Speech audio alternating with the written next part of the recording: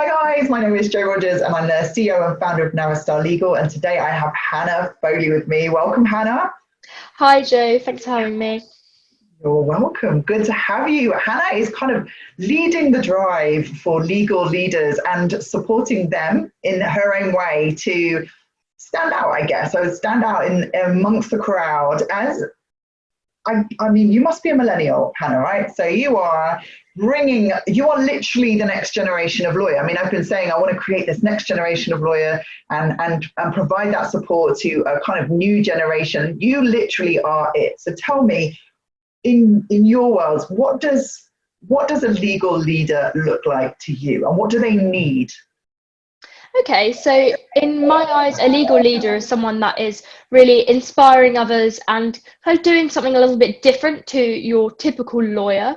So, for example, whether it be kind of inspiring more people over LinkedIn by empowering them or creating their own kind of YouTube channels, as you see some people nowadays. I think kind of there's legal influencers and there's legal leaders, but I think the legal leaders are really the people that are saying you can do so much more than just the law nowadays. You can really make a difference to others within the legal community, whether or not that be through mentoring or providing kind of advice or videos as to how people can upskill themselves, because there is so much more to a lawyer nowadays than just the day job. And that to me is how I would describe a legal leader. And how, first of all, how, if you wanted to become a legal leader, is that ever going to benefit you? Surely you just get your head down, do your work, get on, make it through the ranks, get to partnership. What else do you need? Why do you need, or why would it be beneficial for one to become a legal leader? So I think what a lot of people forget, and something that's becoming more prominent now, is definitely business development. So kind of the older generation of lawyers, when you first joined a law firm, there wasn't much focus on business development, and there still isn't much focus now until partnership. And then you find people, they get to partnership and they kind of flounder because they're not used to having to actually go out there and win work. And then you've also got the challenge of, if you make a move to a different firm, you know, is that work actually going to go with you? So I think being a legal leader is really important, because if you've got that personal brand and you are able to network, you're already kind of a few steps ahead in terms of really growing your practice, being able to win work. And then when you do, and if you do decide, actually I want to move firm, people will know you for you and know you for that work, as opposed to you are just X firm. And that way you're more likely to be able to bring that work with you. And I think that's kind of really empowering nowadays, because a lot of people are now being seen as, for example, I am Hannah Foley, rather than just the place I work.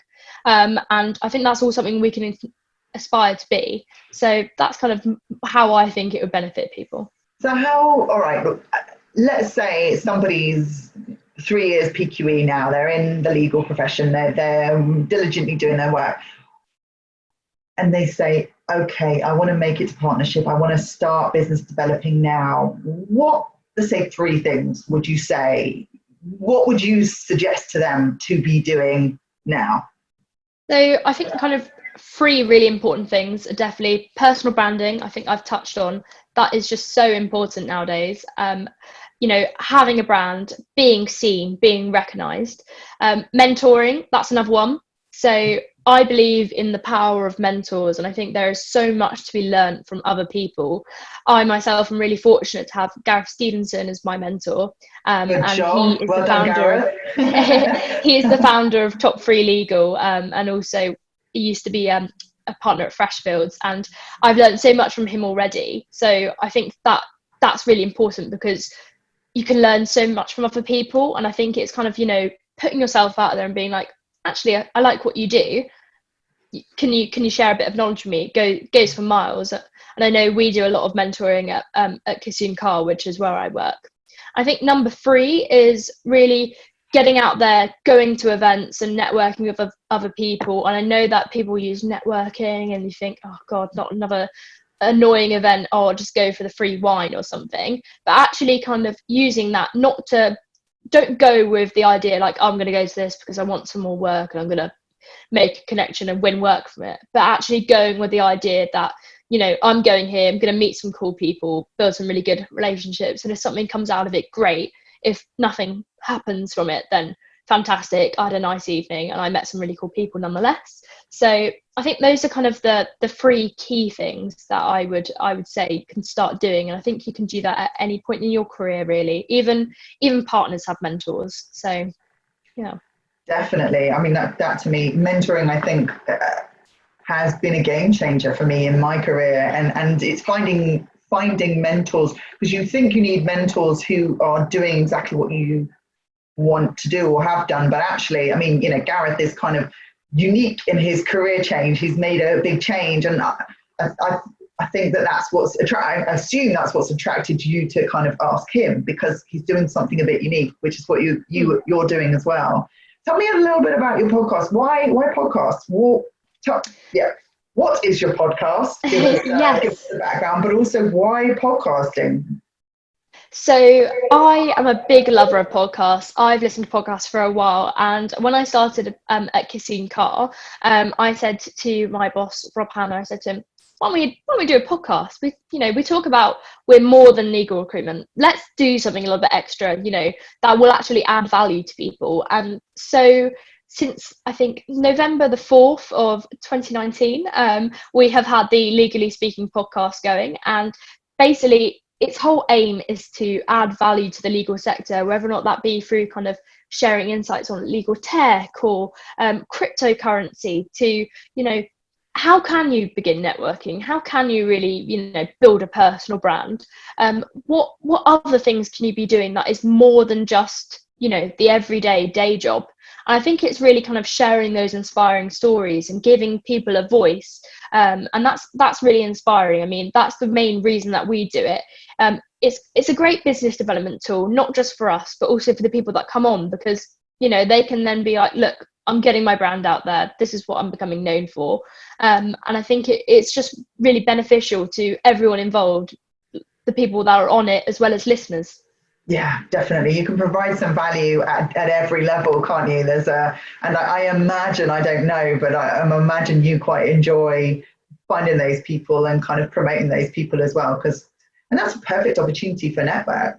Now, you have not yet qualified as a lawyer. What are your thoughts for your career going forward? Is it in this, I'm going to call it new law, because it feels to me like that's where you're at, or is it the traditional legal route? Where do you see yourself going? Yeah, so I started off down what I thought was the traditional legal route. I had a few hiccups along the way, and good. I was not everybody does, but it's great to hear people that do. Woohoo! Yeah, so I had a few hiccups along the way and found myself feeling a bit burned. And next thing I know, my now boss, Rob Hannah, reached out to me and actually headhunted me for a legal recruitment role at Kissing Car, which I have since found myself doing. Now, I like it because when I wanted to be a lawyer, when I set out and thought, that's why I want this job, the reason I chose it is because I knew I wanted to do a desk job, but with a different thing every day, because I'm someone who can get bored quite easily.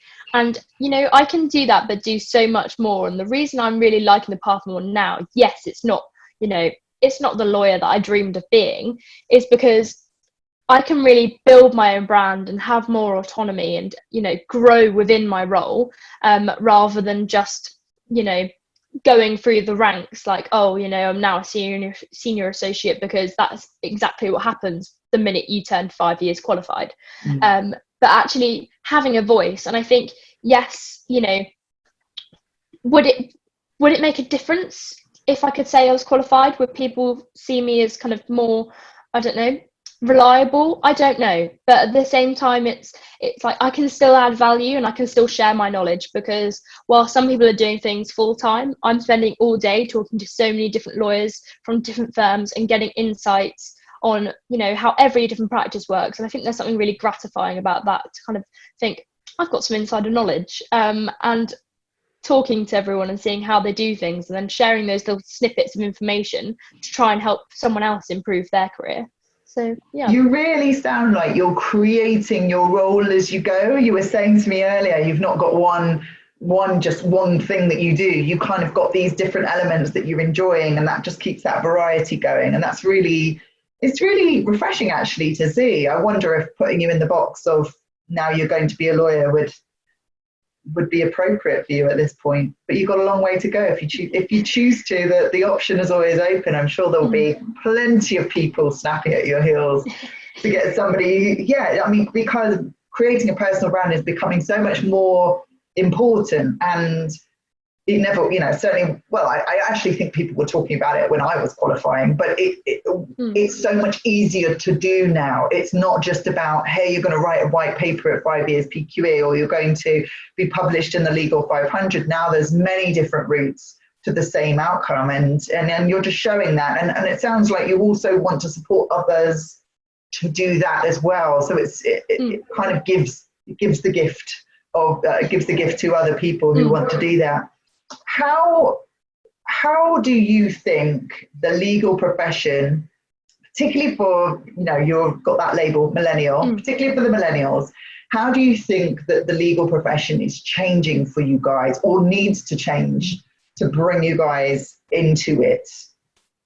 So I think, and there's probably a lot of people who might disagree with me, but I think the legal sector is almost becoming so much harder to break into, because where there is more access to technology, people are expected to kind of already have a bit of a personal brand and really put themselves out there. I mean, you see on LinkedIn the likes of kind of Harry Clark and Gordon Chung. They're already doing so much, and yet, they're future trainees or currently training. I think they're both future trainees, the examples that I've given. So so it sets the bar really high now, and I think the way that the legal profession is changing is that so many people are kind of becoming known, or at least kind of making a statement on social media, whether or not that be, for example, LinkedIn. If I didn't have a kind of personal brand on LinkedIn and do much on there, I would not be in the position that I am now, because it was purely because I'd started early that I was spotted for my current role.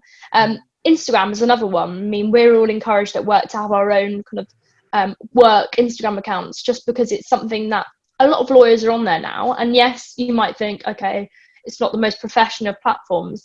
It can be. You can change things, and I think law is becoming more open, and especially with the current situation, people are kind of talking about mental health a lot more. They're kind of being a lot more open and honest. I mean, you've seen the lawyer, like the law against loneliness piece. There's been partners kind of singing in their pajamas and all sorts, which has been really nice to kind of see the human side of law.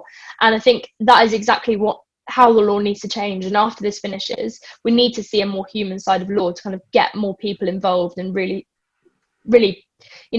encourage the younger generation. Like, it's fine to be on Instagram and have like a work Instagram, because I remember when I was at university, people were like, oh, you should change your Facebook name, you should change your Instagram, put it on private, you can't have anyone, future employers, looking at that.